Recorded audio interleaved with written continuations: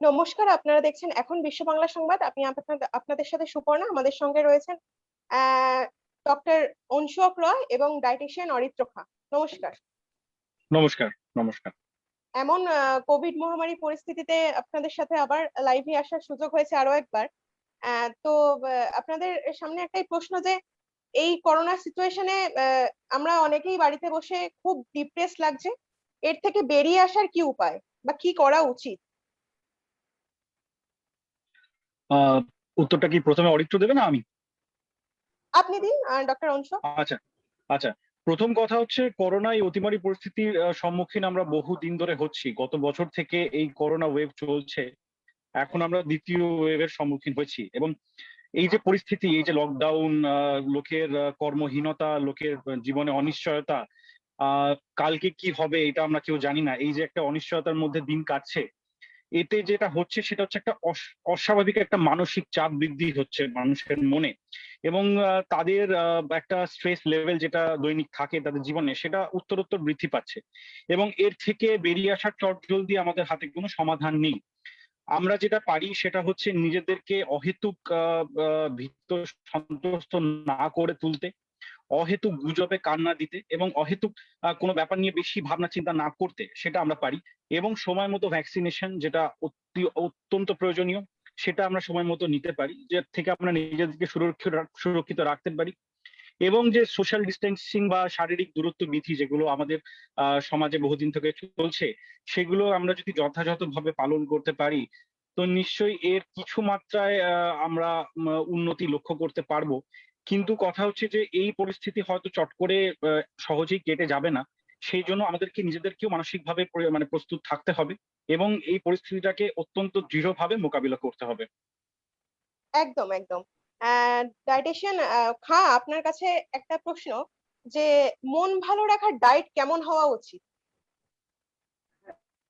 এক্ষুনি অনুষ্ঠ বললে যে সত্যি কথা, আমাদের খুব একটা বেশি ভীত সন্ত্রস্ত হওয়া বা খুব বেশি ডিপ্রেশন বা খুব বেশি অ্যাংজাইটি, আমরা বুঝতে পারি যে সবাই তো আমরা হিউম্যান বিং, তো একটা তো ব্যাপারে থাকে, চট করে আমরা সুইচ টিপেই সেটাকে চেঞ্জ করতে পারি না। কিন্তু তার মধ্যেও কিন্তু আমাদের মনটাকে ভালো রাখতে হবে। এটা আপনি ঠিক কথাই বলেছেন যে স্ট্রেস ভালো রাখতে গেলে কিন্তু যে খাবার দাবার উপর জোর দিতে হবে, এবং ডায়েটের মধ্যে সেগুলো মাত্রাতিরিক্ত খুব ভালো পরিমাণে সেরোটোনিন আছে, খুব ভালো ট্রিপ্টোফ্যান আছে। কারণ আমরা সবাই জানি যে আমরা ডিমের কথা আমরা জানি, আমরা পেঁয়াজের কথা আমরা জানি, আমরা চকলেটের কথা জানি, আমরা দুধের কথা জানি। তো এইগুলো কিন্তু ঘুরিয়ে ফিরিয়ে খাবার দাবার গুলোর মধ্যে ডায়েটের মধ্যে রাখতে হবে। কারণ আমাদের মুড ভালো রাখার একটাই কারণ হচ্ছে যে, ডক্টর রয় আমার সঙ্গে একমত হবেন যে ওনারা কিছু মেডিসিন হয়তো দেন, যেগুলোকে আমরা বলি যে নিশ্চয়ই। সিলেক্টিভ সেরোটোনিন রিআপটেক ইনহিবিটর বলা হয়, SSRI বলা হয়। তো সেই যে রাইট। মেডিসিন আছে, সেগুলো কিন্তু খাবারের মধ্যেও আছে। কারণ ডিপ্রেশনের জন্য তো সবাই সবসময় মেডিসিনের উপর ডিপেন্ড করেন না। খুব প্রয়োজন পড়লে তখন ডাক্তারবাবুরা মেডিসিন দিয়ে থাকেন। কিন্তু যদি আমরা সেই খাবার দাবার ডায়েটটাকে একাধিকভাবে ঠিক করতে পারি, আমরা সময় মতো খাবার খেতে পারি, মুড ভালো রাখতে গেলে আমরা এই ধরনের খাবার দাবার গুলো, আমরা দেখেছি যে কোভিড এর সময়তে যদি খুব বেশি আমরা ডাবল টোন মিল্ক না খেয়ে সে জায়গায় হোল মিল্কটাকে প্রেফার করতেই পারি। কারণ যদি দেখি যে ট্রিপ্টোফ্যান এবং সেরোটোনিন দুটো বন্ধুর মতো কাজ করতে পারি, সেই জায়গায় কিন্তু হোল মিল্ক খুব ভালো। এবং আপনি এটাও শুনে থাকবেন যে ওমেগা 3 বা ওমেগা 6 এই ধরনের যে ফ্যাটি অ্যাসিড গুলো থাকে, যেগুলো সমুদ্রের মাছের মধ্যে পাওয়া যায়। আপনাদের ওই ইলিশ এখন খুব কস্টলি, তো ইলিশ বাদ দিয়েও যদি আমরা এখানকার যে বড় মাছগুলো অন্তত পাই, রুই কাতলা, যতটা সম্ভব সেটাকে বাড়িতে প্রিপেয়ার করে সেখান থেকেও কিন্তু যে ওমেগা 3 ওমেগা 6 ওমেগা 3 আসবে, এটাও কিন্তু আমাদের মুড ভালো রাখতে ভীষণভাবে সাহায্য করতে পারে। এবং যে ফাংশনাল সিডস গুলো আছে, এই যে চিয়া, সানফ্লাওয়ার, অনেকেই ধরনের সিডস গুলো খেতে অভ্যস্ত, তারা এই ধরনের খাবার দাবার গুলো খেতে পারেন। সুতরাং ঘুরিয়ে ফিরিয়ে ডায়েট যদি করতে পারা যায়, অবশ্যই কিন্তু আমাদের মুড ভালো রাখা, আমাদের অ্যাংজাইটি দূর করা, আমাদের প্রপার ঘুম আসা, অর্থাৎ ঘুমটাকে তো ঠিক করে করতে হবে, সেগুলো কিন্তু অবশ্যই অ্যাংজাইটির মধ্যে পড়ে। তো সেটাকেও কিন্তু ঠিকঠাক করতে রাখতে পারলেই আমরা মেডিকেল দিক থেকে এবং ডায়েটের দিক থেকে কিন্তু আমরা একজন মানুষকে সুস্থ রাখতে পারবো। আচ্ছা, এবার এক্ষেত্রে আমার দুজনের একটা কাছে জিনিস আমার বলার একটা। আছে। হ্যাঁ হ্যাঁ, হ্যাঁ। অবশ্যই। হ্যাঁ। সেটা হচ্ছে একদম সঠিকভাবেই ডায়েটিশিয়ান অরিত্র খান যেটা বললেন, যে এক্ষেত্রে আমরা অনেক সময় ডাক্তাররা অনেক রকম ওষুধ দিয়ে থাকি, যার মধ্যে SSRI, selective serotonin reactive inhibitor, অথবা SNRI, এই সমস্ত ওষুধ আমরা প্রয়োগ করে থাকি।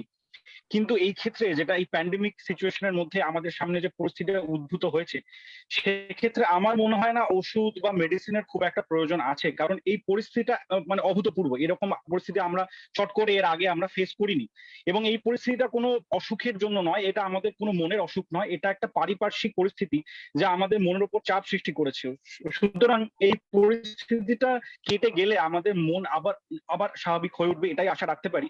সেক্ষেত্রে অত্যন্ত প্রয়োজন না হলে এবং চিকিৎসকের পরামর্শ ছাড়া ওষুধ কিন্তু খাওয়ার কোনো প্রয়োজন নেই এবং দরকারও নেই, তাতে হিতের চেয়ে বিপরীত হতে পারে, সেই একটা সম্ভাবনা থেকে যায়। সো অরিত্র যেটা বললেন যে ডায়েট এবং মেডিটেশন, যোগা এবং মনকে দুশ্চিন্তা মুক্ত রাখা, এই সমস্ত যদি আমরা মেনে চলি, তাহলেই আমরা এর থেকে অনেক বেটার ভাবে এই পরিস্থিতির মোকাবিলা করতে পারবো। একদম। এবারে দুজনের কাছেই আমার একটা প্রশ্ন যে আমরা শুনতে পাচ্ছি ওয়েট বাড়লে কোভিডে আক্রান্ত হওয়ার চান্সটা বেশি থাকে, এটা কি সত্যি? হ্যাঁ, প্রথমেই বলে রাখি যে ওয়েট যদি গেইন করে বা যাদের আমরা বলি ওবিস বা ভেরি ওবিস পার্সন, তাদের কিন্তু কোভিড আক্রান্ত হওয়ার সম্ভাবনা বাড়ে এমনটা ঠিক নয়। কিন্তু তাদের ক্ষেত্রে দেখা গেছে কোভিড এর মর্টালিটি এবং মরবিডিটি, যেটাকে আমরা বলতে পারি যে পেশেন্টের খারাপ হয়ে যাবার প্রবণতা তাদের বৃদ্ধি পায়। এবং এই সমস্ত ওভারওয়েট পার্সন বা যাদেরকে আমরা স্থূলকায় বলি, তাদের ক্ষেত্রে কোভিডে কিন্তু মৃত্যুর হার অনেকাংশে বেশি, এটা কিন্তু প্রমাণিত ফ্যাক্ট। এবং আমরা জানি বিভিন্ন রিসার্চ এবং বিভিন্ন পত্রিকার মাধ্যমে আমরা জানতে পেরেছি যে স্থূলকায় লোকেরা কিন্তু কোভিডে বেশি হারে মারা যাচ্ছেন। এবং যেহেতু ওভারওয়েট অনেকগুলো তার আনুষঙ্গিক সমস্যার জন্ম দেয়, যেমন diabetes, hypertension, thyroid disorder, hyper cholesterolaemia, এই ধরনের আনুষঙ্গিক সমস্যা ওভারওয়েট লোকেদের মধ্যে থেকেই থাকে। সেক্ষেত্রে তাদের এই যে লিস্ট অফ কোমরবিডিটিস, এটা অনেক ক্ষেত্রে বৃদ্ধি পায়। এবং সেক্ষেত্রে দেখা যাচ্ছে যে এই সমস্ত লোকেরা আক্রান্ত হলে তাদের শারীরিক অবনতি কিন্তু অন্যান্য লোকেদের চেয়ে অনেক দ্রুত হয় এবং অনেক সিভিয়ার হয়, এবং তাদের ক্ষেত্রে মর্টালিটি বা মৃত্যু হার এটা কিন্তু অনেক বেশি। ডাইটেশন খা, আপনার আপনার কি মত এতে? একদমই ডক্টর রয় একদম সঠিক কথা বলেছেন যে আমাদের যে ওভারওয়েট বা যেটা আমরা ওবেসিটি বলে থাকি, অর্থাৎ আমরা যখন দেখি যে একটা মানুষের বিএমআই অর্থাৎ বডি মাস ইন্ডেক্স 30-এর বেশি, আমাদের তো একটা আইসিএমআর থেকে ইন্ডিয়ান কাউন্সিল মেডিকেল রিসার্চ থেকে একটা বিএমআই ঠিক করে দিয়েছে যে একটা মানুষের সুস্থ বিএমআই কত হওয়া দরকার। যেখান থেকে দেখি যে 30-এর উপরে যদি 30 থেকে 34.9 বা 35 অব্দি আমরা বলি ওবেসিটি 1, 35 থেকে 39.9 অব্দি বলি ওবেসিটি 2, এবং 40-এর উপর থেকে মরবিড ওবেসিটি। এবং যাদের এই মরবিড ওবেসিটি আছে বা এই সেকেন্ড ক্লাস অফ ওবেসিটি আছে, তাদের আমরা দেখতে পাচ্ছি যে অ্যান্ড্রয়েড ফ্যাটও কিন্তু বেশি। অ্যান্ড্রয়েড ফ্যাট বলতে গেলে আমরা দেখি যে তার যে পেটে অর্থাৎ মধ্যভাগে যে সেন্ট্রাল ফ্যাটটা, যাকে আমরা বাংলায় ভুঁড়ি বলে থাকি, স্থূলকায়ত্ত বলে থাকি, সেটা কিন্তু অনেকটা বেশি। এবার আমরা অনেক পত্রপত্রিকায় বা রিসার্চে আমরা জার্নালে দেখতে পাচ্ছি যদি ওই পেটের ভাগটা অনেকটা বেশি পরিমাণে থাকে এবং সেইটা কিন্তু আমাদের যে ডায়াফ্রাম থাকে, যাকে আমরা মধ্যচ্ছদা বলি, অনেক সময় সেটাকে সাপ্রেস করে দেয়। সেটাকে সাপ্রেস করে দেওয়ার কারণের জন্য কি হয় যে লাংসের, আমাদের তো ফুসফুস আছে, তার যে লোয়ার লোবস গুলো হয় সেখানে ঠিকঠাক করে বায়ু চলাচল করতে পারছে না। তার ফলে যেটুকুনি ব্লাড লাংসের মধ্যে আসছে অক্সিজেনেশনের জন্য, সেটুকুনি লাংসের আপার লোবদের ক্ষেত্রে যাচ্ছে। এবার সেই জন্যই কিন্তু এই যে অক্সিজেন স্যাচুরেশন বা কোভিডে আক্রান্তের সিভিয়ারিটি, এগুলো অনেকটা বেশি। এবং যেটা ডক্টর রয় এক্ষুনি সুন্দর করে গুছিয়ে বলেন, শুধুমাত্র ডায়াবেটিস মানে ওবেসিটি নয়, তার সঙ্গে সঙ্গে বাকি কোমরবিডিটি গুলো অর্থাৎ হাইপারটেনশন, ডায়াবেটিস, এগুলো সবটাই কিন্তু একটার সঙ্গে ওতপ্রোতভাবে জড়িত। এর একটাই উপায় বিং আ ডায়েটিশিয়ান আমি গাইড করতে পারি যে একটা ব্যালেন্স ডায়েট, যেখানে মোটামুটি যদি আমি প্লেটকে ভাগ করে দিই, দুভাগ করে দিই, তার একটা ভাগে থাকবে হচ্ছে পুরো কার্বোহাইড্রেট, আর আরেকটা ভাগে যদি আমরা হাফ হাফ করি, তাহলে উপরের পোর্শনে থাকবে প্রোটিন, নিচের পোর্শনে থাকবে ফ্যাট। এইভাবে অনেকে বলে থাকেন যে ফ্যাট একদম খাবেন না, এটা কিন্তু খুব ভুল কথা। এই ফ্যালাসিটা একটু ক্লিয়ার করে দিই। আমাদের শরীরে কিছু ভিটামিন থাকে, vitamin A, vitamin D, vitamin E, vitamin K. এই চারটি ভিটামিন হচ্ছে ফ্যাট সলিউবল ভিটামিন। এবং এইগুলোকে দ্রবীভূত হতে গেলে শরীরে কিন্তু মিনিমাম ফ্যাটটুকু লাগে, যেটা কিন্তু আমরা ভিজিবল ইনভিজিবল। ভিজিবল ফ্যাট কোনগুলো বলছি? এই যে অয়েলস গুলো, যেগুলোর মধ্যে মুফা পোফা সব রেশিওগুলো আছে, সেখান থেকে আসছে। একটাই কথা, এই সবটাই মডারেশন ইজ দ্য কি। অর্থাৎ খুব বেশি ভাজাভুজি, খুব বেশি ডিপ ফ্রাইড সেইটা না খেয়ে সবগুলোকে ইউজ করে আমরা একটা ব্যালেন্স ডায়েট খাবো, এটাই। এখানে আরেকটা জিনিস আমি বলতে চাই অরিত্রর সঙ্গে একমত হয়ে, যে নিশ্চয়ই ডায়েট একটা অত্যন্ত গুরুত্বপূর্ণ রোল প্লে করে আমাদের স্থূলতা বা ওবেসিটি কমানোর জন্য।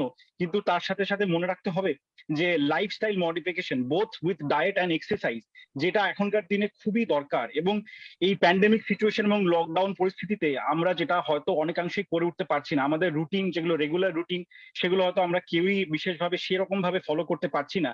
কিন্তু এক্ষেত্রে সুষম আহার বা ব্যালেন্স ডায়েটের সঙ্গে অ্যাডিকুয়েট এক্সারসাইজ এবং ব্রিস্ক ওয়াকিং, যেটা আমরা বলি স্পেশালি বয়স্ক লোকেদের ক্ষেত্রে, এটা কিন্তু অত্যন্ত গুরুত্বপূর্ণ। এবং আমরা যতটা সারাদিনে ক্যালোরি ইনটেক করছি সেই ক্যালোরিটা কিন্তু ঠিকঠাক ভাবে বার্ন আউট না করলে সেই ক্যালোরিটা কিন্তু এক্সেসিভ ফ্যাট হয়ে আমাদের শরীরে জমবে। এবং অরিত্র যেটা একদম সঠিকভাবে বলেছেন যে আমাদের সেন্ট্রাল ওবেসিটি বা সেন্ট্রাল অ্যাডিপোসিটি এটা যত বৃদ্ধি পাবে আমাদের কোমরবিডিটি গুলো কিন্তু তার সাথে হাতে হাত মিলিয়ে কিন্তু বাড়বে।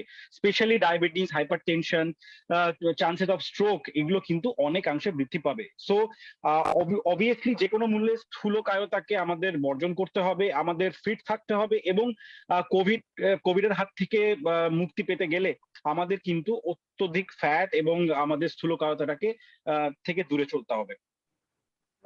একদম একদম আই সেকেন্ড উইথ ডক্টর রয়। একদম। এখানে তৃতীয় প্রশ্ন হচ্ছে যে ডাক্তাররা প্রচুর পরিমাণে খেতে বলছে, মানে এখানে কি খেলেই সব সমস্যার সমাধান? মানে এখানে তো মানে লোকজন খাওয়ার ফলেও অনেকে অসুস্থ হয়ে পড়তে পারে, তার শরীর হয়তো সেটা নিতে পারছে না, তার ফলে কি করা উচিত? না, প্রথমেই বলি যে ডাক্তাররা প্রচুর পরিমাণে খেতে বলছেন, ব্যাপারটা ঠিক এত সহজ নয়। যেটা অরিত্র একটু আগে বলছিলেন যে একটা সুষম আহার বা ব্যালেন্স ডায়েট, এটার গুরুত্ব কিন্তু অপরিসীম। শুধু খেয়ে গেলাম বললে হবে না। একটা ব্যালেন্স ডায়েটের যে কম্পোনেন্ট গুলো থাকে, কার্বোহাইড্রেট, ফ্যাট এবং প্রোটিন, এই কম্পোনেন্ট গুলোকে কিন্তু সঠিক মাত্রায় খেতে হবে। অ্যারাউন্ড 60% কার্বোহাইড্রেট, অ্যারাউন্ড 30% ফ্যাট এবং 10% প্রোটিন, এর একটা বেসিক রেশিও আমাদের খাবারে অনুপাতে, সঠিক অনুপাতে কিন্তু মেনটেন করা উচিত। অতিরিক্ত খেলেই যে আমরা সুস্থ থাকবো এরকম কিন্তু কোনো ব্যাপার নেই। তবে যেটা আমরা খেয়াল করেছি যে অনেকাংশে অনেক লোকেদের মধ্যে কিছু ভাইটাল নিউট্রিয়েন্টস এর ডেফিসিয়েন্সি থাকে, কিছু ভাইটালস এসেনশিয়াল ভিটামিনস এদের ডেফিসিয়েন্সি লক্ষ্য করা গেছে। তো সেই সমস্ত লোকেদের ক্ষেত্রে কিছু অংশে ভিটামিনস কিন্তু জরুরি, এসেনশিয়াল মিনারেলস জরুরি, কিন্তু সেগুলোর আবার অধিক মাত্রায় প্রয়োগ কিন্তু একদমই ভালো নয়। মুড়ি মুড়কির মতো ভিটামিনস খাওয়া, যেটাকে হয়তো একটু আগে বলছিলেন যে ফ্যাট সলিউবল ভিটামিনস যেমন এ, ডি, ই, কে, এগুলো মেনলি কিন্তু স্নেহ পদার্থ বা ফ্যাটে দ্রবীভূত হয়। এই সমস্ত ভিটামিন কিন্তু শরীরে স্টোর হয়ে থাকে, এবং অতিরিক্ত মাত্রায় যদি এই সমস্ত ভিটামিন শরীরে স্টোর হয় তাহলে যেটা হয় সেটা হচ্ছে হাইপার ভিটামিনোসিস সিনড্রোম, এই নামে একটা রোগ হয় আমাদের, যার অনেক পার্শ্ব প্রতিক্রিয়া আছে। যার মধ্যে সহজ কথায় বলতে গেলে চুল পড়া, মাথা ঘোরা, বমি, বমি ভাব, এগুলো হতে পারে। সো অতিরিক্ত ভিটামিন বা অতিরিক্ত খাওয়া দাওয়ার কিন্তু অনেক ক্ষতিকারক দিকও আছে। স্পেশালি যেটা আমরা চাইছি যে স্থূলতাটাকে আমরা বর্জন করতে চাইছি, সেক্ষেত্রে কিন্তু অতিরিক্ত হিসাব বা লাগামহীন খেয়ে গেলে কিন্তু হবে না। খাওয়া দাওয়াটা পরিমাণ মতো এবং সুষম হতে হবে খাওয়া দাওয়াটা। একদম। ডায়েটিশিয়ান খা, আপনার কাছে প্রশ্ন হচ্ছে ডাক্তাররা বলছেন হাই প্রোটিন জাতীয় খাবার খেতে, তো এই খাবারগুলোর তালিকায় কি কি রয়েছে যা মানুষ খেয়ে খাবেন এবং সুস্থ থাকবেন? আপনারা যদি ডক্টর রয়ের কথাটা মন দিয়ে শোনেন, উনি কিন্তু প্রথমে একটা ভাগ বললেন, যেই ভাগটা কিন্তু কার্বোহাইড্রেট ফ্যাট থেকে কম। অর্থাৎ আমি একটা কথা বলছি, আমাদের এই কোভিড সিচুয়েশনে হয়তো আইসিএমআর বলছে অনেক প্রোটিন খান, অনেক প্রোটিন খান, কিন্তু দেখা যাচ্ছে যদি আমরা একটা টার্ম বলি রেসপিরেটরি কোশ্চেন বা আরকিউ, এই আরকিউ হচ্ছে কার্বোহাইড্রেট, প্রোটিন এবং ফ্যাট সবকিছুর জন্য ডিফারেন্ট। ঠিক আছে, যদি আমরা দেখি সেই জায়গায় যদি প্রোটিনের ক্ষেত্রে দেখি সেটা মোটামুটি 0.8, কার্বোহাইড্রেটের ক্ষেত্রে 0.1 এবং ফ্যাটের ক্ষেত্রে 0.7। এবং এইটা দেখা যাচ্ছে যে আরটিউতে অ্যাকচুয়ালি কি, অর্থাৎ আমরা যে সমস্ত খাবার দাবার গুলো খাচ্ছি সেই খাবার দাবার গুলো বার্ন করে তার মেটাবলাইজ করতে গেলে যে পরিমাণে আমাদের রেসপিরেটরি কোশ্চেন্ট প্রয়োজন হয়, অর্থাৎ এই পরিমাণে আমাদের এইচডিএফ ফ্যাক্টর কাজ করে, অর্থাৎ সেই খাবারটাকে তো বার্ন আউট করতে হবে। তাহলে আমি যদি একসাথে অনেক অনেক করে খাবার দাবার খাই, যাতে বিঞ্জ ইটিং বলছি, তাহলে কি হবে, ততটা পর্যন্ত মেটাবলাইজ করতে পারবো না। তার ফলে কি হবে, লাংসের যে ক্যাপাসিটি তো খুব কম থাকে, তাহলে সেই যে সেখান থেকে যে কার্বন মনোক্সাইড বা কার্বন ডাইঅক্সাইড তৈরি হচ্ছে সেটা কিন্তু ব্লাডে গিয়ে জমবে। অর্থাৎ আপনারা দেখতে পাচ্ছেন যে এখন অক্সিজেনের চাহিদা দেখতে পাচ্ছি ফল করছে, CO2 ফল করছে, স্যাচুরেশন ফল করছে, এটা কিন্তু এর হচ্ছে মূল কারণ। সুতরাং অনেক অনেক প্রোটিন খান কথাটা খুবই ভুল। এটা একটু ডক্টর রয় খুব বুঝিয়ে বলে দিলেন যে ব্যালেন্স ডায়েট করতে হবে, অর্থাৎ কার্বোহাইড্রেট, প্রোটিন এবং ফ্যাট সেটা সমবন্টিত হতে হবে। যদি আমি প্লেট দিয়ে দেখি আগের মতোই দুভাগে ভাগ করে দিই, একদিকে পুরো কার্বোহাইড্রেট, সেখানে কমপ্লেক্স সিম্পল সব রকম থাকবে, রাইট। মানে সত্যি পাতি বাংলায় বলতে গেলে সেখানে ভাত শাক সবজি সব থাকবে। প্রোটিন বলতে গেলে সেখানে মাছ থাকতে পারে, ডিম সেদ্ধ থাকতে পারে, নিরামিষ শিশুদের জন্য সয়াবিন থাকতে পারে, ডাল থাকতে পারে, অঙ্কুরিত মুগ থাকতে পারে। আর ফ্যাটের মধ্যে যেক্ষেত্রে আমরা তেল অয়েল গুলোকে তো বলছি, তার সঙ্গে সঙ্গে যেগুলো খাবার দাবারের মধ্যে ফ্যাট, চিকেনের মধ্যেও তো ফ্যাট আছে, দুধের মধ্যেও তো ফ্যাট আছে, সেই ফ্যাট গুলো কিন্তু ক্যালকুলেটেড হয়ে যাবে। এবং যেটা ডক্টররা এক্ষুনি বলছিলেন যে হাইপার ভিটামিনোসিস বা ভিটামিন টক্সিসিটি, আমি দেখতে পাচ্ছি যে কোভিড এর সিচুয়েশনে বিভিন্ন জায়গায় যখন সোশ্যাল মিডিয়াতে অনেক রকমের অনেকে পোস্ট করেন বা অনেকে অনেক কিছু দেখেন, একজন মানুষ মানে একদিনে একাধিক ভিটামিন সি, একাধিক ভিটামিন ই, একাধিক ভিটামিন ডি এগুলো কিন্তু খেয়ে যাচ্ছে। এগুলো কিন্তু টক্সিসিটি একটা মারাত্মক আকার নিতে পারে। এটা উনি বলছিলেন চুল পড়া থেকে শুরু করে এমনকি স্টোন পর্যন্ত হতে পারে গল ব্লাডারে। এটাও কিন্তু তার খুব ভয়াবহ কারণ। সুতরাং ডাক্তারবাবুর পরামর্শ ছাড়া ওষুধপত্র না খাওয়াটাই কিন্তু বুদ্ধিমানের কাজ। একদম একদম। এবং অরিত্র, আচ্ছা, আমার মনে হয় এখানে একটা সাধারণ ধারণা হচ্ছে যে বেশি বেশি ভিটামিন বা বেশি বেশি ভিটামিন সি খেলে হয়তো আমাদের কোভিড হবে না, কিন্তু হ্যাঁ, সত্যিটা কিন্তু বেড়ে যাবে। আসলে একেবারে অন্যরকম। একদম। সত্যিটা হচ্ছে যে অতিরিক্ত ভিটামিন বা অতিরিক্ত জিঙ্ক অথবা ভিটামিন সি কিন্তু পরীক্ষিতভাবে কোভিড এর ট্রিটমেন্ট নয়। এক্ষেত্রে আমরা কিছুটা অ্যান্টি ইনফ্লামেটরি বা কিছুটা অ্যান্টিঅক্সিডেন্ট বেনিফিট পাই, কিন্তু সেটা কিন্তু কোভিড এর চিকিৎসা হিসাবে আমরা দেখতে পারি না। এগুলো হচ্ছে কোভিড এর সাপ্লিমেন্টারি ফুড, যেটা খেলে কোভিড রিকভারিটা হয়তো একটু দ্রুত হতে পারে, কিন্তু এগুলো কিন্তু প্রথমেই মনে রাখতে হবে কোভিড এর চিকিৎসা নয়। ডক্টর রয়, একটা কথা হচ্ছে যে ইমিউনিটি তো কখনো একদিনে হয় না, এটা প্রলং না, প্রসেস। এক্স্যাক্টলি আমি এক্স্যাক্টলি চাইলে আজকে কালকে ইমিউনিটি বাড়িয়ে নিতে পারবো না, না? সুতরাং একদম এইটাকে মাথায় রাখতে হবে। একদম। একদম। আর আর এক্ষেত্রে দেখা যাচ্ছে যে ডায়াবেটিস রোগীরা বেশি করোনায় আক্রান্ত হচ্ছেন। আর তাদের মানে করোনা সারার পরই হঠাৎ করে সুগারের মাত্রাটা অনেক বেশি বেড়ে যাচ্ছে। ডক্টর রয়, আপনি এই ব্যাপারে কি বলবেন? হ্যাঁ, যেটা আমরা সবাই মোটামুটি জানি যে কোমরবিডিটি থাকলে তাদের ক্ষেত্রে করোনায় আক্রান্ত হওয়ার প্রবণতা বাড়ে, এটা হয়তো সঠিক নয়, কিন্তু তারা করোনায় আক্রান্ত হলে এবং আক্রান্ত হয়ে তাদের যে রিকভারি এটা অনেক বিলম্বিত হয়ে যায়। করোনায় আক্রান্ত তারা অনেক সহজে হন, যেহেতু তাদের ইমিউনিটি অনেক কম থাকে অন্যান্য নর্মাল বা সাধারণ মানুষের তুলনায়। সেক্ষেত্রে তাদের করোনা আক্রান্ত হওয়ার রিস্ক বেশি, এবং আক্রান্ত হলে সেখান থেকে তাদের রিকভারি রেট কিন্তু খুব পুয়ার, এবং তাদের ক্ষেত্রে যেটা আমি আগেও বললাম মরবিডিটি বা মর্টালিটি রেট কিন্তু তাদের ক্ষেত্রে অনেকাংশেই বেশি। ডায়াবেটিস একটা মারণ রোগ, বা ডায়াবেটিস আমাদের ভারতে প্রায় প্রতি 3 জনে একজন মানুষের আছে, এবং ভারত আগামী দিনে খুব অচিরেই পৃথিবীর ডায়াবেটিস ক্যাপিটাল হয়ে উঠতে চলেছে, যেটা আমাদের ক্ষেত্রে একদমই সুখকর খবর নয়। কিন্তু তবুও মনে রাখতে হবে ডায়াবেটিস কিন্তু কন্ট্রোলে রাখা যায়। কিন্তু এই লকডাউন এবং বিধিনিষেধ এই ধরনের আবহে আমরা যেখানে আমাদের নিয়মিত এক্সারসাইজ রুটিন ফলো করতে পারছি না, বা আমরা যারা ঘরে বন্দি, তাদের ক্ষেত্রে বিঞ্জ ইটিং এর একটা প্রবণতা দেখা দেয়, যে অতিরিক্ত ঘরে থেকে খাওয়া দাওয়া করা এবং এক্সারসাইজ না করা, এইগুলো কিন্তু ডায়াবেটিস অনেক ক্ষেত্রেই ডায়াবেটিসের প্রভাবটাকে অনেক অংশে বাড়িয়ে তুলেছে। এবং যেটা সেকেন্ড ইম্পর্টেন্ট পয়েন্ট, যে ডায়াবেটিস মানে করোনা হলে ডায়াবেটিস রোগীদের অনেকাংশে হসপিটালে ভর্তি হতে হয়, যেহেতু তাদের ক্ষেত্রে ডিজিজ সিভিয়ারিটিটা বেশি থাকে, এবং তারা হসপিটালাইজ হয়ে তাদের ক্ষেত্রে বিভিন্ন রকম ওষুধ আমরা প্রয়োগ করে থাকি। তার মধ্যে স্টেরয়েড একটি অন্যতম ওষুধ, যেটা করোনা রোগীদের অনেকাংশেই দেওয়া হয় তাদের কমপ্লিকেশন গুলোকে অ্যাভয়েড করার জন্য। তো সেই স্পেশালি স্টেরয়েড যখন আমরা ইনজেকশন ফর্মে দিই, সেটা কিন্তু ডায়াবেটিসকে অনেক মাত্রায় বাড়িয়ে দেয়। এবং যে সমস্ত রোগী যারা আগে ডায়াবেটিক ছিলেন না, কিন্তু ভর্তি হওয়ার পর তাদের স্টেরয়েড প্রয়োগ করার পর আমরা দেখতে পাই যে তারা কিন্তু অনেকাংশেই ডায়াবেটিসে আক্রান্ত হন হসপিটালাইজ হওয়ার পরে এবং এই সমস্ত ওষুধ পাওয়ার পরে। এছাড়া যেটা আরেকটা ইম্পর্টেন্ট ফ্যাক্টর, সেটা হচ্ছে স্ট্রেস ডায়াবেটিস বা স্ট্রেস গ্লুকোটক্সিসিটি, যেটাকে আমরা বলি। যে সমস্ত পেশেন্টরা হসপিটালে অ্যাডমিট হন বা এই ধরনের চিন্তাগ্রস্ত অবস্থায় দিন কাটান, তাদের ক্ষেত্রে কিন্তু একটা স্ট্রেস হাইপারগ্লাইসিমিয়া হয়, তাদের ব্লাড সুগার লেভেল কিন্তু অত্যধিক চিন্তার কারণে হোক বা স্ট্রেসের কারণে হোক অনেকাংশে শুট আপ করে। তো এই সমস্ত ক্ষেত্রে দেখা যাচ্ছে যে যাদের আগে থেকেই ডায়াবেটিস ছিল বা যাদের ডায়াবেটিস ছিল না, তারা কিন্তু এই কোভিড সিচুয়েশনে due to medication or due to stress তারা কিন্তু ডায়াবেটিসে আক্রান্ত হচ্ছেন, বা যারা আগে থেকেই ডায়াবেটিক ছিলেন তাদের ডায়াবেটিসের মাত্রা কিন্তু অনিয়ন্ত্রিত হয়ে যাচ্ছে অতিরিক্ত খাওয়া দাওয়া বা অতিরিক্ত স্ট্রেস বা অনিয়মিত জীবনযাপনের ফলে। তো সেক্ষেত্রে আমরা দেখতে পাচ্ছি এই সমস্ত মানুষের ক্ষেত্রে অনেকাংশেই কিন্তু মৃত্যু হার এবং তাদের আক্রান্ত হওয়ার প্রবণতা অনেক ক্ষেত্রে বেড়ে যাচ্ছে, এবং আক্রান্ত হলেও তাদের রিকভারি কিন্তু অনেক ডিলেড হচ্ছে। তো আমার মনে হয় ডায়াবেটিসটাকে এখানে একদমই লঘু করে নেওয়া উচিত হবে না, আমাদের সিরিয়াস হতে হবে। আমাদের ফিক্সড রেজিম, যেটা আমাদের ডায়াবেটিক রেজিম, সেটাকে ফলো করতে হবে, খাওয়া দাওয়া পরিমিত করতে হবে, হাঁটাহাঁটি করতে হবে, এক্সারসাইজটা নিয়মিত করতে হবে, এবং ডায়াবেটিস মেডিকেশনে যেন কোনো ফাঁক না থাকে। আমার করোনা হোক বা যাই হোক, আমাদের নিয়মিত মেডিকেশন রেজিম যেন মেনটেন থাকে, আমরা যেন ওষুধ মিস না হয়।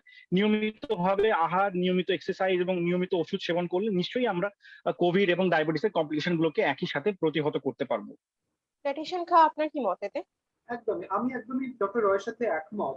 এটা হচ্ছে যে মানে compliant of medication is very important. মানে আমরা যে ডাক্তারবাবু ওষুধপত্র দেওয়া হচ্ছে, সেই ওষুধগুলো মানে পর্যাপ্ত পরিমাণে মানে সেটাকে একদম ঠিকঠাক করে ওষুধগুলোকে খাওয়া, তার টাইমলি।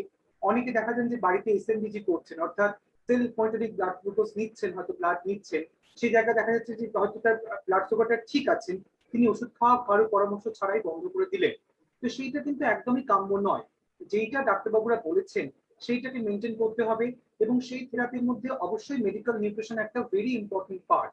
মানে সেই পার্টটার মধ্যে আমরা দেখবো যে সে যেন মানে একদম ব্রেকফাস্ট টু ডিনার অবধি ঠিক টাইমে প্রপার ক্যালোরিটা তার ইনটেক করতে পারে, অ্যাকর্ডিং টু ডিজিজ কিরকম চলছে সেই অনুযায়ী, এবং কি কি ড্রাগস খাচ্ছেন। এখানে উনি বলছিলেন যে গ্লুকোকর্টিকোস্টেরয়েডস বা বিভিন্ন স্টেরয়েডস এর কারণে কিন্তু সেই ইনডিউস ডায়াবেটিস হতে পারে, যেটা কোভিড এর ক্ষেত্রে দেখা যাচ্ছে।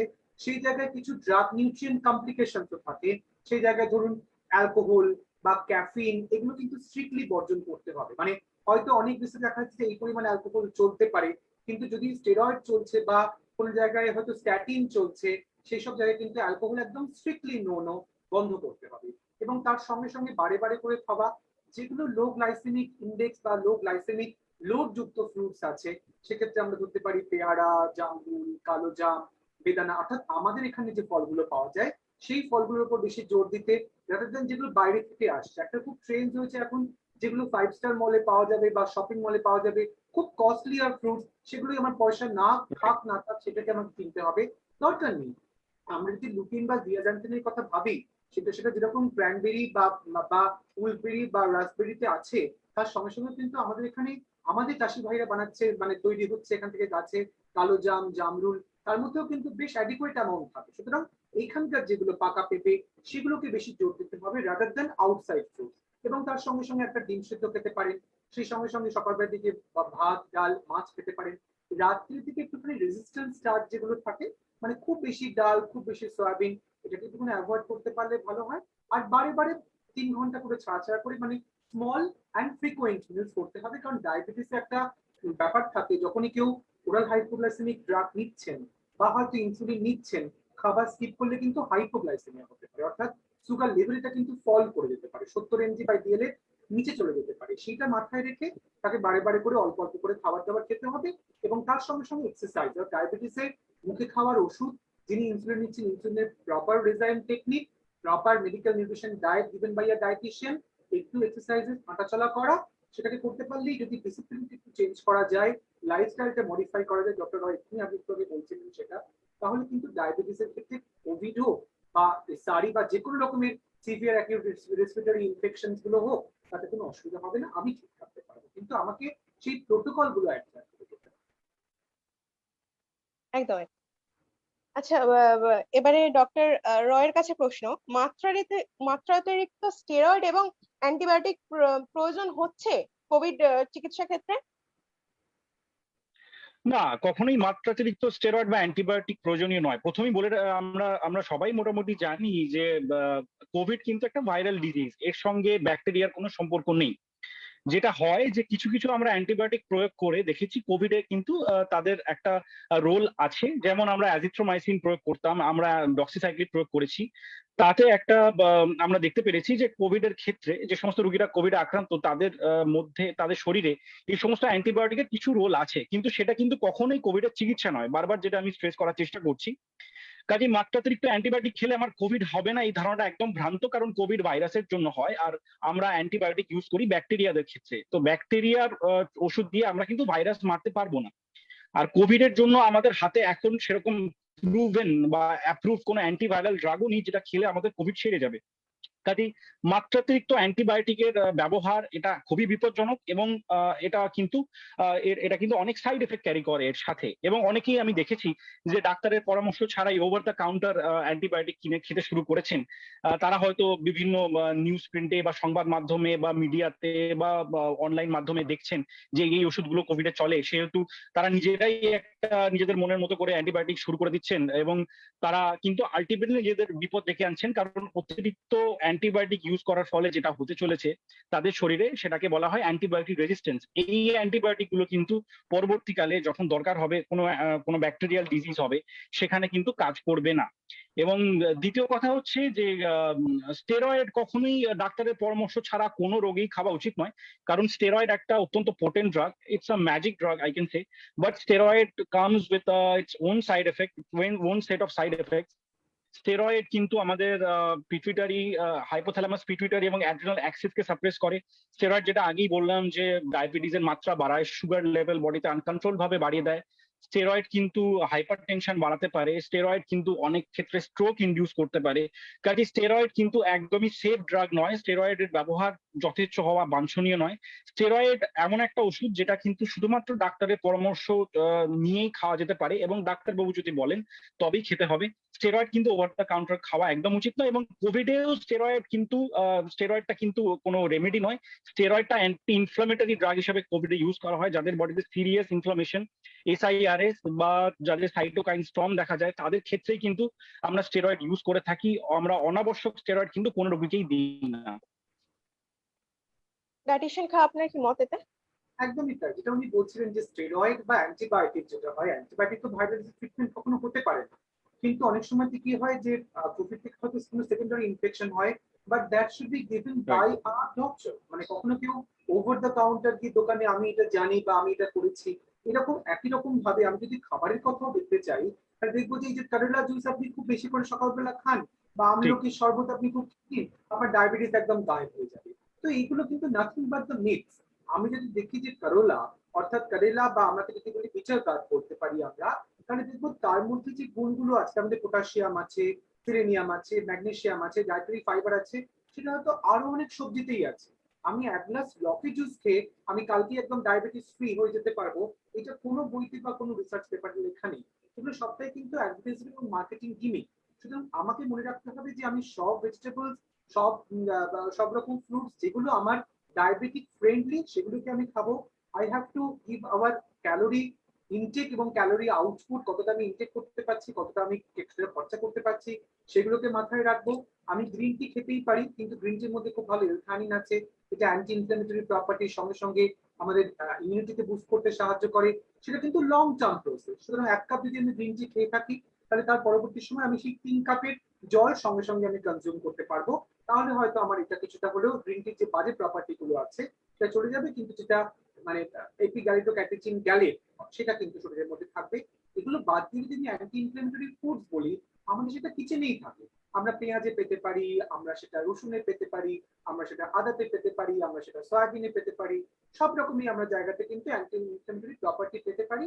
কিন্তু cooking medium it is important. মানে আমি যদি একটা পেঁয়াজ রসুনকে প্রচুর তেল দিয়ে ভাজলাম বা প্রচুর ফ্রাই করলাম, তাহলে ওর যে কেমিক্যাল টেক্সচার, অর্থাৎ তেলের তো একটা অ্যারোমেটিক এসেন্সিয়াল অয়েলস থাকে, হিটে গিয়ে সেটা কিন্তু চেঞ্জ হয়ে যায়, তার পুরো অ্যারোমাটাই চেঞ্জ হয়ে যায়। সেটা কিন্তু বিপজ্জনক। অর্থাৎ এখন যেটা করতে হবে, একটু সটে বা একটু সেমি বয়েলড বা পা বয়েলড বা একটুখানি স্টিমারিং করে এই ধরনের খাবারগুলোর উপর জোর দিতে হবে। অর্থাৎ অ্যান্টিবায়োটিক বা স্টেরয়েড, আবার বললাম, এটা হয়তো কোনো কোনো সময় ডাক্তারবাবুদের একটা পয়েন্টে গিয়ে দিতে হয়, কিন্তু এটা মনে হয় না, যেটা আমার সঙ্গে ডক্টর হয়তো একমত হবেন, শুরুতেই কোভিড পেশেন্টকে তারা না, অ্যান্টিবায়োটিক না, একদমই নয়, একদমই ইন্ডিকেটেডও নয়। হ্যাঁ। কখনোই না। এটা হয়তো খুব প্রয়োজন পড়লে যদি দেখা যায় যে সেটা কোনো সিভিয়ার ইনফেকশন হচ্ছে, যেটা উনি বলছিলেন, বা কোনো একটা পার্টিকুলার কোনো একটা শপিং হচ্ছে, তখন হয়তো দেওয়া যেতে পারে, কিন্তু আমার মনে হয় না সেটা সবসময় একটা পেশেন্টকে দেওয়া যায়। একটা কথা মাথায় রাখতে হবে, এইটা পুরোটাই কিন্তু medical base, evidence base science. মানে কে কি বললো, হঠাৎ করে কিছু পোস্ট এসে গেল, সেইটাকে আমি অ্যাডহার করছি, তাহলে কিন্তু আমার হিতে বিপরীতই আসতে পারে। সুতরাং স্পেশালি হোয়াটসঅ্যাপ ফরওয়ার্ডেড মেসেজ এবং গুজবের থেকে কিন্তু আমাদের দূরে থাকতে হবে। আর মাথায় রাখতে হবে, স্টেরয়েড কিন্তু একটা ইমিউনো সাপ্রেসিভ ড্রাগ। স্টেরয়েড খেলে আমাদের ইমিউনিটি কিন্তু কমবে, ইমিউনিটি কিন্তু বাড়বে না। কাজে ওভার দ্য কাউন্টার স্টেরয়েড একদমই নইব চ। এই অতিমারি পরিস্থিতির মধ্যে একটু স্ন্যাক্স খাবার তো লোকের ইচ্ছেই করে, মানে অতিমারি পরিস্থিতি বলেই ইচ্ছা করে না, এমন সময় আমরা বাড়িতে রয়েছি, একটু মুখরোচক ঠিক। তো মানুষের খেতে ইচ্ছেই করে। তো মানে সেক্ষেত্রে কি করা উচিত, মানে বাইরে থেকে খাবার কিনে আনা নাকি বাড়ি থেকে এটা করাটা বেটার? বাড়িতে তো খাবার বানানো যেতেই পারে। বাড়িতে আমরা একটুখানি সব রকম ভেজিটেবলস দিয়ে চাউমিন নুডলস বানাতে পারি। আমরা বাড়িতে একটুখানি পিৎজা ব্রেড একটুখানি কিছু কিনে এনে সেখান থেকে নিয়ে আমরা বাড়িতে একটু পিৎজা তৈরি করতে পারি। বাড়িতে আমরা একটুখানি সব রকম ভেজিটেবল যেটা থাকে বাড়িতে অ্যাভেলেবেল আছে। এখন হয়তো লকডাউনের সময় অনেকে বাইরে বেরোতে পারছেন না, বাড়িতে যা আছে সেই ভেজিটেবলস গুলোকে ভালো করে ম্যাশ করে নিয়ে একটু খুব লাইট অয়েলে আমরা ভেজিটেবলস পরাঠা করে খেতে পারি। আমরা একটুখানি সব রকম রাইস দিয়ে তার সাথে প্রচুর রকম ভেজিটেবলস দিয়ে একটুখানি চিকেন দিয়ে মানে একটু মিক্স চিকেন দিয়ে আমরা একটা চিকেন ফ্রাইড রাইস বানিয়ে খেতে পারি। সুতরাং বাড়িতে থেকে বিভিন্ন রকম রেসিপি তৈরি কিন্তু আমরা করতেই পারি, কোনো অসুবিধাজনক কিছু নয়। কিন্তু বাইরে থেকে খাবার একটাই কারণটা হচ্ছে যে আমরা দেখতে পাচ্ছি যে কোভিড-19 ইনফেকশনটা, এটা সবচেয়ে বেশি যেটা আমরা ধরবো তার তিনটে মেডিসিন। একটা হচ্ছে মাস্ক পরা, সোশ্যাল ডিস্টেন্স মেনটেন করা, এবং হচ্ছে যে হাতটাকে ভালো করে স্যানিটাইজ করা 30 সেকেন্ড ধরে। সুতরাং এর যে ট্রান্সমিসিবিলিটি ভীষণ হাই, অর্থাৎ একজনের থেকে একজন খুব সহজেই কিন্তু ইনফেক্টেড হয়ে যেতে পারছে। সুতরাং আমরা হয়তো অন্য সময় করে থাকি যে প্রচুর স্যালাডস খান, বাইরের খান কিছু, আমরা যদি এখন বাইরে থেকে কাটা ফলটা, আমার মনে হয় এই সময়টা না খাওয়াটাই ভালো। কিন্তু বাড়ি থেকে ফলটাকে ভালো করে ধুয়ে নিয়ে গিয়ে আপনি বাইরে সেটা খেতে পারেন। কিন্তু বাইরে থেকে কিনে কাটা ফল বা শসা বা স্যালাড বা মুড়ি যেগুলো রাস্তায় খোলা বিক্রি হচ্ছে, আমি হয়তো এটা বলতে হয়তো অনেক মানুষের মানে অনেকে কিনবেন না সেটা আমি বলছি না, কিন্তু এটা মনে হয় একটুখানি এই সময়টা করে একটু নিজেকে ঠিক রাখার জন্য। কারণ আমি যখন খাবারটা খাচ্ছি তখন তো শরীরের মধ্যে সেটা যাচ্ছে, যদি সেটা প্রুভেন নয় যে জিআই ট্র্যাক্ট থেকে আমাদের ইনফেকশন কতটা হচ্ছে কিনা। কিন্তু আমরা দেখতে পাচ্ছি দ্বিতীয় শ্রেণী কিন্তু জিআই ট্র্যাক্ট থেকে বেশি হচ্ছে, অর্থাৎ ইরিটেবল বাউল সিনড্রোম থেকে, ডায়রিয়া থেকে, ডিসেন্ট্রি থেকে। আগে যেরকম অ্যানোসমিয়া ছিল, শুধু গন্ধ না পেলেই ভাবতাম হয়তো কোভিড এর সিমটম, কিন্তু এখন কোনো সিমটমসই বাদ যাচ্ছে না। সুতরাং এই জায়গা থেকে আমরা একটু গমের খাবার দাবার, র মিল্ক এবং বাইরের কাটা ফল কাটা স্যালাডসটাকে একটু অ্যাভয়েড করতে পারি। বাড়িতে আমরা তৈরি করে যে কোনো খাবার দাবারই করতে পারি, কিন্তু সেটা হাইজেনিক হবে। আমার মনে হয় অরিত্র যেটা বলতে চাইছো যে along with personal hygiene, food হাইজিনটাও মেনটেন করা উচিত, তাই না? একদম তাই, আমার মনে হয় সেটাই দরকার। হ্যাঁ, কারণ বাইরেতে অনেক থেকে একদম আমরা অন্য সময় বলি একটু স্প্রাউটেড ছোলা বা মুড়ি কিনে খান, কিন্তু এই ঠিক। জায়গায় যদি তারা খেতে থাকেন সেখান থেকে তো ইনফেকশন হতেই পারে। তো সেটা একটু মাথায় রাখতে হবে। প্রিপেয়ার করা একদম। খাবার দাবারটা কিন্তু আমরা এই কোভিড এই প্যান্ডেমিক সিচুয়েশনে কিন্তু আমরা বেশি করি। একদম একদম। আমরা তাহলে কি এরপরে যখন রেস্তোরাঁগুলো খুলে যাবে, তখন কি আমরা তাহলে সেখানে কি রান্না করা খাবার বেশি খাবো, নাকি আমরা তো অনেক সময় কোল্ড ড্রিঙ্কস আইসক্রিম এই সমস্ত জাতীয় খাবার খেতে পছন্দ করি, সেগুলো কি অ্যাভয়েড করতে হবে? একটা কথা আমি একটু আগে শুরুতেই না বলছিলাম যে মুড ভালো রাখার গল্প। তো সেই জায়গায় যদি দেখি যে একটা সেরোটোনিন খুব ভালো একটা নিউরো ট্রান্সমিটার, বা সেরোটোনিন বা ট্রম্বোটোনিন যাই বলি না কেন, সেটা কিন্তু আইসক্রিমের মধ্যেও থাকে।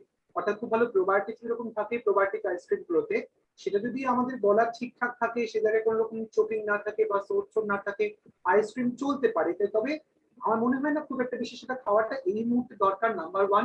নাম্বার টু, যখন রেস্টুরেন্টে খাবার দাবার আমরা অর্ডার করবো বা সেই জায়গায় দেখবো, ডেফিনেটলি এখন বলছিলাম যে কাঁচা বা র স্যালাডস বা র ভেজিটেবলস এগুলোকে একটু অ্যাভয়েড করে, যেগুলো কুক খাবার দাবার হয়, আবার কুক বলতে গেলে কিন্তু ডিপ ফ্রাইড নয়, সেটা কিন্তু অ্যাভয়েড করতে হবে। তবে হ্যাঁ, রেস্টুরেন্টে তো আমি না বললে তো কেউ যাবেন না এমন নয়। যখন যাবেন নিজে একটুখানি ভেবে যে কোন খাবারগুলো আমার জন্য ভালো হতে পারে, কোন খাবার দাবারগুলো খারাপ হতে পারে, সেটা মাথায় রেখেই সে জায়গায় food selection is so important, সেটা মাথায়। একদম একদম। আমরা অনুষ্ঠানের একেবারে শেষ পর্বে চলে এসেছি, আপনাদের অনুরোধ করব যে আমাদের দর্শকদের উদ্দেশ্যে যদি কিছু একটু বলেন, ডক্টর রয়। হ্যাঁ, হ্যাঁ, প্রথমেই যেটা বলতে চাই, যেটা অরিত্র একটু আগেই বললেন, যে কোভিড থেকে বাঁচার কিন্তু আমাদের হাতে খুব সহজ তিনটি উপায় আছে। প্রথম হচ্ছে শারীরিক বা সামাজিক দূরত্ব মেনটেন করা, মাস্কের যথেচ্ছ ব্যবহার। আমরা যেন প্লেজ করি নিজেদের মধ্যে যে আমরা মাস্ক ছাড়া বাইরে বেরোবো না। ইনফ্যাক্ট বাড়িতেও যদি আমাদের কোনো পরিবারের সদস্যদের মধ্যে কোনো সিমটম দেখা যায়, আমরা যেন বাড়িতেও মাস্ক পরে থাকি এবং শারীরিক দূরত্বটা বজায় রাখি। এবং তৃতীয়ত হচ্ছে হ্যান্ড হাইজিন বা পার্সোনাল হাইজিন মেনটেন করা, স্যানিটাইজার ব্যবহার করা, সাবান দিয়ে বা যে কোনো সাবান দিয়ে হাত ধোয়া বারে বারে, অহেতুক কোনো ফ্রিকুয়েন্টলি ইউজ সার্ফেসকে টাচ না করা। এই সব জিনিসগুলো মাথায় রাখলে আমার মনে হয় যে আমরা এই অতিমারিকে অতি সহজেই কাটিয়ে উঠতে পারবো। কারণ আমাদের মাথায় রাখতে হবে, গত ওয়েভে গত বছরে যখন আমাদের হাতে ভ্যাকসিন ছিল না, তখন কিন্তু আক্রান্তের সংখ্যা কিন্তু তুলনামূলক কম ছিল। কাজেই সেই ওয়েভটাকে যেহেতু আমরা পেরিয়ে আসতে পেরেছিলাম ভ্যাকসিন ছাড়াই, তো এখন আমাদের হাতে ভ্যাকসিনের অ্যাডিশনাল সাপোর্ট রয়েছে, তো আমরা নিশ্চয়ই এই ওয়েভ এবং আগামী দিনেও এই অতিমারীকে অতি সহজেই প্রতিহত করতে পারবো আমাদের সচেতনতার দ্বারা। ডায়েটিশিয়ান খা আপনি? আমি তো একদমই ডক্টর রয়ের সাথে একমত, যেটা উনি বললেন খুব সহজভাবেই বললেন যে মাস্ক পরা, স্যানিটাইজ করা, হাতটাকে বারবার করে ধোয়া এবং তার সঙ্গে সোশ্যাল ডিস্টেন্স। আমার একটা কথা বলে রাখার এই প্রসঙ্গে দরকার যে আমাদের গভর্নমেন্ট, ওয়েস্ট বেঙ্গল গভর্নমেন্ট অনেক ট্রাই করছেন কিন্তু এই লকডাউন করে, কিছু শিথিল করে বা কিছু করে এটাকে নিয়ন্ত্রণে আনা যায়। লকডাউন যখন ওপেন হয়ে যাচ্ছে তখন মানুষের মধ্যে ধারণাটা আসছে যে কোভিড একদম কমে গেছে, একদম সেরে গিয়েছে, আমরা একদম ফ্রি বার্ডস হয়ে গিয়েছি। তখন মাস্ক খুলে বা ভিড় করে এটা করছে, এটা করলে কিন্তু আবার পুনরায় লকডাউন কিন্তু হতে পারে। কারণ লকডাউন হওয়াটা কিন্তু খুব সহজ ব্যাপার নয়। Lockdown is not a festival. এটা কিন্তু খুব মানে গভর্নমেন্ট কিন্তু অনেক কষ্ট করে ব্যাপারটা করছে। এটাকে মাথায় রেখে কিন্তু আমরা যে মাস্ক পরা, সোশ্যাল ডিস্টেন্স মেনটেন করা, স্যানিটাইজ করা, খুব প্রয়োজন না থাকলে বাইরে না বেরোনো, এটা কিন্তু মোটামুটি মাথায় রাখি। মানে লকডাউন ওপেন হওয়া মানে কিন্তু আমি একদম ফ্রি বার্ড, আমি একদম যা ইচ্ছা তাই করতে পারবো, এটা কিন্তু একদমই নয়। This is number one. Number two হচ্ছে যে আমরা যখন এই যে বিভিন্ন রকম ভাবে যে সিমটমস গুলো হচ্ছে হাইড না হয়, অর্থাৎ কারোর যদি কোনো রকম সিমটমস থাকে অবশ্যই টেস্ট করানো, ডাক্তারবাবুর সাথে পরামর্শ করে করা। কারণ আমি যদি নিজে কোনো কিছুকে হাইড করে রাখি আমি কিন্তু আরো 4-5 জনকে বিপদে ফেলবো। সুতরাং এটা তো এখন সবার মধ্যেই হচ্ছে, সুতরাং সেই জায়গা থেকে কাম আপ করে নিয়ে ফিজিশিয়ানের সাথে কথাবার্তা বলে নিয়ে কি করা উচিত, ডায়েটিশিয়ানের সাথে কথাবার্তা বলে নিয়ে কি প্রপার মেডিকেল নিউট্রিশন থেরাপি করা উচিত, এটা মনে হয় জিজ্ঞেস করাটাই বুদ্ধিমানের কাজ হবে। আর থার্ড হচ্ছে যে ভ্যাকসিনেশনটা কিন্তু কোনো ব্লাড টেস্ট নয়। ভ্যাকসিনেশন শরীরের মধ্যে কোনো কিছুকে ইনজেক্ট করা। ভ্যাকসিন নিতে যাবো মানে আমাকে ওভারনাইট 12 ঘন্টা ফাস্টিং এর কোনো দরকার নেই। যারা ডায়াবেটিক মানুষ আছেন বা যারা ইনসুলিন নিচ্ছেন, অনেক সময় দেখতে পেয়েছি অনেক জায়গাতে ভ্যাকসিন দিয়েছেন খালি পেটে। দেখতে পাচ্ছি যে ভ্যাকসিনে অনেক রকম ভাবে অনেক ক্রাউড হচ্ছে, কারণ অনেক মানুষের ভ্যাকসিনেশন নিচ্ছেন। সেই ক্ষেত্রে কিন্তু অনেকটা সময় খালি পেটে থাকলে যারা হাইপারগ্লাইসেমিয়ার ওষুধপত্র খান, ডায়াবেটিসের একাধিক ওষুধপত্র খান, অনেক কোনো ওষুধ খেয়ে আছেন কিন্তু খাবার খাননি, তখন চট করে কিন্তু হাইপোগ্লাইসেমিয়ার শিকার হতে পারেন। এটাকে মাথায় রাখতে হবে। আর ভ্যাকসিন নেওয়ার আগে পরে বা যে কোনো সময় কিন্তু অ্যালকোহল, অর্থাৎ অ্যালকোহল তো আমরা অলরেডি এখানে কেমিক্যাল ফর্মুলা বলি যে অ্যাসিটাইলডিহাইড, তার যে লিভারের স্টোরেজ, অনেক কিছু ব্যাপার থাকছে না, অ্যালকোহলটাকে একটুখানি অ্যাভয়েড করে নেওয়াটাই বেটার। আর ভ্যাকসিন নেওয়ার পরে একটুখানি অবজার্ভ করা এবং ডাক্তারবাবুর সাথে পরামর্শ করা যে কি হলে কি হতে পারে এটাকে। সুতরাং এইটা করা এবং তার সঙ্গে সঙ্গে মুডটাকে ভালো রাখতে হবে। ভালো গান শোনা, ভালো ছবি দেখা, খুব একটা হাসির মুভি দেখা, ভালো বই পড়া। আমরা তো অনেক খারাপ খবরও পাচ্ছি, তার সঙ্গে সঙ্গে ভালো খবরগুলো পাচ্ছি। আমি জানি আমাদের শরীরটা রোবট নয়, সুতরাং ফিল করতে হয়তো একটু অসুবিধা হবে, তবুও তারই মধ্যে কিন্তু যেটা আজকে আপনাদের এপিসোড ভালো থাকার উপায়, সেটাকে মাথায় রেখে ভালো ভালো খাবার দাবার গুলো খাবো, যেগুলোকে আমি বললাম, ডক্টর এতক্ষণ বুঝিয়ে বললেন, সেগুলোকে মাথায় রেখে নিয়ে যেগুলো দেখুন আমার যেগুলো করার কথা সেগুলোই আমি করতে পারবো, এর বিয়ন্ডে তো আমি কিছু করতে পারবো না। সুতরাং আমার যেগুলো রেসপন্সিবিলিটি, আমার যেগুলো ডিউটি, সেগুলোকে আমি প্রপারলি অ্যাডার করে যাবো। তাহলে মনে হয় আমি সুস্থ থাকবো এবং আমার পাশের বন্ধু এবং পারিপার্শ্বিক সবাই কিন্তু সুস্থ থাকতে পারবেন আমার মারফত বা সবার মারফত। একদম একদম। অসংখ্য ধন্যবাদ, একদম ধন্যবাদ অনিশক রায়। একদম একদম। আর হচ্ছে ধন্যবাদ। ডায়েটিশিয়ান অরিত্র খা, আপনারা দেখছেন কোভিড পরিস্থিতিতে নিজেকে কি করে ভালো রাখবেন। দেখতে থাকুন, সঙ্গে থাকুন এখন বিশ্ব বাংলা সংবাদ। ধন্যবাদ।